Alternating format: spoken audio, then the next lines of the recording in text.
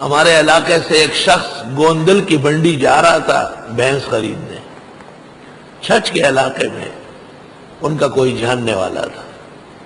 خیال تھا کہ رات اس کے ہاں گزار لوں گا، صبح منڈی پہنچ جاؤں گا، سویرے کوئی اچھا جانور تلاش کر لوں گا۔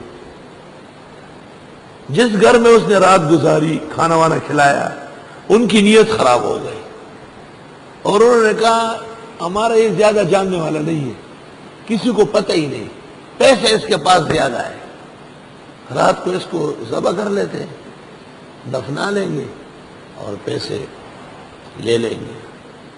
بس یہ مومن پیسوں کے ہاتھ سے تباہ و برباد ہے۔ اس شخص نے رات کو کچھ محسوس کیا، جب دروازے پر آیا، گلی کا دروازہ گھر کا وہ بند ہے، تالا لگا ہوا ہے اور چابی نہیں ہے۔ یہ اور ڈر گیا کہ یہ تو مجھے مار رہا ہے، چھرے چاقو سب تیز کر رہا ہے۔ یہ اس کو اور کوئی خیال نہیں آیا، اس گھر میں ایک بڑا درخت تھا، علاقے میں بڑے بڑے درخت گھروں میں ہوتے ہیں، یہ چٹ پٹ اس پہ چڑھ گیا، اوپر جا کے بیٹھ گیا۔ اس گھر کا کوئی بیٹا راول پنڈی میں کام کرتا تھا، محنت مزدوری، وہ کئی مہینوں کے بعد گھر آیا، اس کو اپنے گھر کا پتہ تھا، چابی موجود تھی، باہر سے چابی لگا لی، دروازہ کھل گیا، اندر آیا، پھر بند کیا اور ایک بستر دیکھا کہ خالی پڑا ہے۔ بھئی ماں باپ کو، گھر والوں کو کیا اٹھانا ہے، وہاں لیٹ گیا چادر اوڑھ کر۔ رات کے 3-4 بجے وہ گھر والے اٹھے اور چھری لا کر کے اس کے گلے پہ رکھا، پھیر دیا اس کو ذبح کر لیا۔ جب وہ تڑپا اور دیکھا تو یہ تو ہمارا بیٹا ہے، لیکن وہ چھری تو پھر گئی تھی، مر گیا وہ۔ جا کر کے رپورٹ درج کرائی کہ رات کو ہمارا بیٹا کہیں سے آیا اور آتے ہی کسی نے گھر میں قتل کیا۔ تھاندار بڑا حیران ہے، یہ کہاں تھا پنڈی میں، کب آیا رات کو، کیسے آیا، اس کے پاس اپنی چابی تھی، وہ موجود ہے۔ یہاں کون تھا؟ یہاں کوئی مہمان تھا، کب وہ کدھر ہے؟ اب وہ پتہ نہیں چلا۔ اس نے کہا میں ادھر ہوں، تو کدھر ہے گالے نے پتھر؟ کہا میں ادھر ہوں، مجھے امن دے دو، سارا قصہ سناتا ہوں۔ تھاندار نے کہا آؤ نیچے، نیچے اتر آیا۔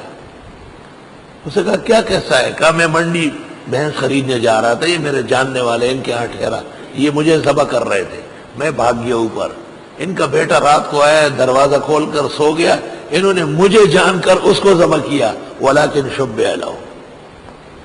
اسی طرح اشتباہ یہود کو ہو گیا، اندر عیسیٰ علیہ السلام کو پکڑنے کے لیے آدمی بھیجا، وہ متشکل ہو گیا شکل مسیح میں، قتل کرنے کے بعد ڈھونڈنے لگے کہ چلو ہم نے عیسیٰ کو ذبح کیا، سولی کیا، وہ آدمی کہاں چلا گیا جو ہمارا گیا تھا؟ پھر کہا اس میں کوئی کمال نہیں تھا، وہ یہی ہے۔ اور عیسیٰ مسیح کو اللہ رب العالمین نے آسمانوں پر اٹھایا ہے۔ وَإِنَّ الَّذِينَ اخْتَلَفُوا فِيهِ، اور بے شک وہ لوگ جنہوں نے اختلاف کیا اس میں، کہتے ہیں کہ عیسیٰ علیہ السلام کی حیات، آسمانی رفع اور بقرب قیامت کے بارے میں، نزول کے بارے میں مولانا مودودی کا ذہن صاف نہیں تھا۔ تفہیم القرآن میں، آل عمران میں اور اس جگہ جو کچھ لکھا ہے اس کا حاصل یہی ہے جو مرزائی کہتے ہیں، صاف بات نہیں ہے۔ مثلا وہ کہتے ہیں کہ آیات سے نہ ان کی زندگی کا پتہ چلتا ہے نہ مردہ ہونے کی، یہ مسئلہ روایات و احادیث کا ہے، یہ 100% غلط بات ہے۔ آیات دو ٹوک ہے کہ حضرت عیسیٰ زندہ تابندہ ان پر مشتبہ ہوئے اور اللہ نے اٹھا لیا ہے۔ احادیث اس لیے صحت کو پہنچی کہ یہ مسئلہ قرآن میں موجود ہے۔ چنانچہ اس مسئلے کا حضرت امام الازہر اور حضرت بن نوری کے بعد دنیا میں سب سے بڑا مناظر اور پنجاب کا وہ غیرتی داعی اللہ مولانا منظور چنوٹی تفہیم القرآن لے کر مولانا مودودی کی خدمت میں اچرا چلے گئے اور ان سے کہا حضرت نے آل عمران میں اور سورۃ النساء میں جو تفسیر کی یہ اہل حق سے دور ہے اور مرزائیوں کے قریب ہے۔ میں گفتگو کرنے آیا ہوں۔ مولانا نے کہا میں نے پوری طرح دیکھا نہیں، اب مجھے مستحضر نہیں۔ مولانا نے کہا مجھے ٹائم دے دیں، 2 دن 3 دن بعد بما اپنے وقت سے مجھے بلا لیں، میں پھر بھی آپ سے وہی بات کروں گا کہ جو کچھ حضرت نے یہاں لکھا ہے یہ مرزائیت کی نمائندگی تو ہے، لیکن یہ اہل حق کی تفسیر نہیں ہے۔ مولانا نے وعدہ کیا کہ ہم ان جگہوں کو ٹھیک کر لیں گے، لیکن الیکشن کے بعد۔ تو مولانا نے پوچھا کیا یہ امکان ہے کہ ان جگہوں کی وجہ سے مرزائی آپ کی جماعت کو ووٹ دیں؟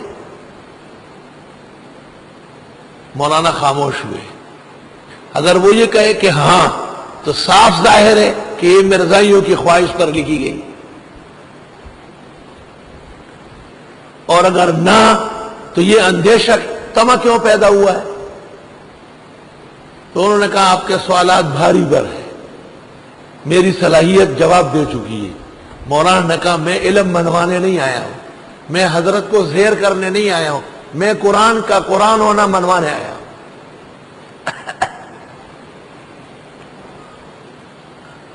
فرمایا میں تو خدمت میں یہ عرض کرنا چاہتا ہوں کہ اللہ کی کتاب ہے، ایسی تفسیر نہ کی جائے جو تحریف کے زمرے میں ہو۔ طلباء اور فضلاء کو اس پر کام کرنا چاہیے اور یہ سربستہ چیزیں کھول کے رکھنا چاہیے تاکہ بہت سارے ان لوگوں کو دینی رہنما سمجھنے والے بے دینی کے دلدل سے بچے۔ ایسی خطرناک عبارتیں یہاں ڈالی گئی، یوسف نجار کا قصہ بھی لکھا ہے، کیا ضرورت ہے فضول قصے کے لکھنے کی جس کے بارے میں اللہ فرماتے ہیں الا مریم بہتانا عظیما، پھر بھی تاریخ کو جگہ دی جا رہی ہے۔ تاریخ پر ایمان ہے، قرآن پر نہیں ہے۔ جو لوگ تفہیم القرآن آل عمران حضرت عیسیٰ کا رفع اور سورۃ النساء دیکھیں گے وہ قطعاً حضرت عیسیٰ علیہ السلام کی حیات، زندہ عنصری جسم سے آسمان پر جانا اور قرب قیامت میں آنے کے قائل نہیں ہو سکتے۔ میں دعوے سے کہتا ہوں یہ بات۔ گول مول باتیں کرتے ہیں، یہاں سے نہ یہ ثابت ہے نہ وہ ثابت ہے۔ صاف نظر آتا ہے کہ مولوی محمد علی لاہوری مرزائی کی تفسیر بیان القرآن سامنے رکھی ہوئی ہے، اس کے پیش نظر لکھی جا رہی، وہ کفر کا شاخسانہ ہے۔